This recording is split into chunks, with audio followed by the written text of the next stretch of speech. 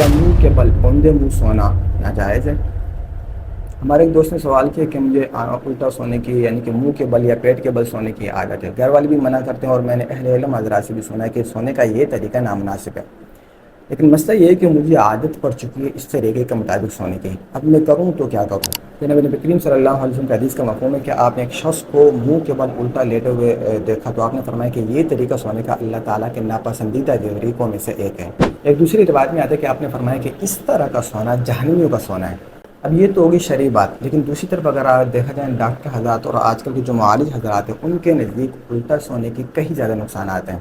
Number ایک، اس سے heart attack کے چانسز بہت زیادہ بڑھ جاتے ہیں. ان کے اگر آپ کسی اور طریقے کے مطابق سوئیں تو اس سے ہارٹ اٹیک کے چانسز اتنے زیادہ نہیں ہوتے، لیکن اگر آپ منہ کے بل الٹا سوتے ہیں تو اس سے پہلے کے بنسبت کہیں زیادہ چانسز بڑھ جاتے ہیں کہ آپ کو ہارٹ اٹیک ہو. دوسرا مسئلہ اس کا یہ کہ اگر آپ مسلسل اسی طریقے کے مطابق سونے کو جاری رکھتے ہیں تو ایسی صورت میں آپ کے پھیپھڑوں کے لیے بھی مسئلہ ہو سکتا ہے، کیونکہ ان کے اوپر دباؤ زیادہ آ رہا ہوتا ہے.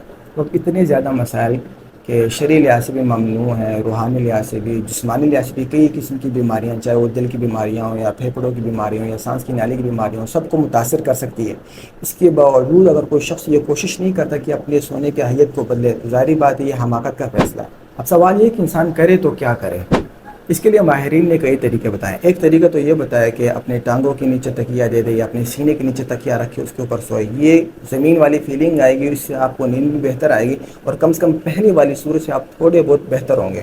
اور اسی طرح رات کو جب بھی آپ کی آنکھ کھلے کوشش کریں کہ آپ کروٹ کے بل سوئیں، یا دائیں کروٹ یا بائیں کروٹ.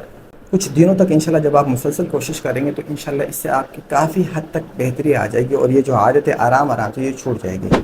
اب جب سونے کے طریقے کے اوپر بات ہو ہی رہی ہے تو سنت کے مطابق سونے کا تذکرہ بھی تھوڑا بہت ہونا چاہیے. جناب نبی کریم صلی اللہ علیہ وسلم قبلے کی طرف رخ کر کے دائیں کروٹ کے اوپر اپنا دایاں ہاتھ جو اپنے دائیں گال کے نیچے رکھتے تھے، اپنا بایاں ہاتھ اپنے ران کے اوپر رکھ کر اپنی ٹانگیں تھوڑی سی فولڈ کر دیتے تھے.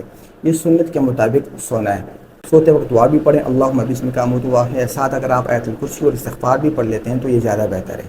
اللہ تعالیٰ سے دعا ہے کہ اللہ تعالیٰ ہم سب کو سنت کے مطابق آرام کرنے کی توفیق عطا فرمائے. کیا منہ کے بل اوندے منہ سونا ناجائز ہے؟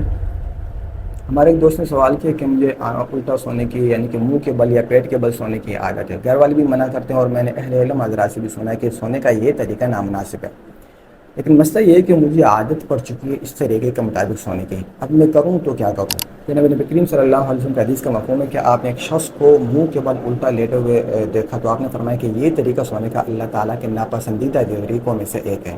ایک دوسری روایت میں آتا ہے کہ آپ نے فرمایا کہ اس طرح کا سونا جہنمیوں کا سونا ہے. اب یہ تو ہوگی شرعی بات، لیکن دوسری طرف اگر آپ دیکھا جائے ڈاکٹر حضرات اور آج کل کے جو معالج حضرات ہیں ان کے نزدیک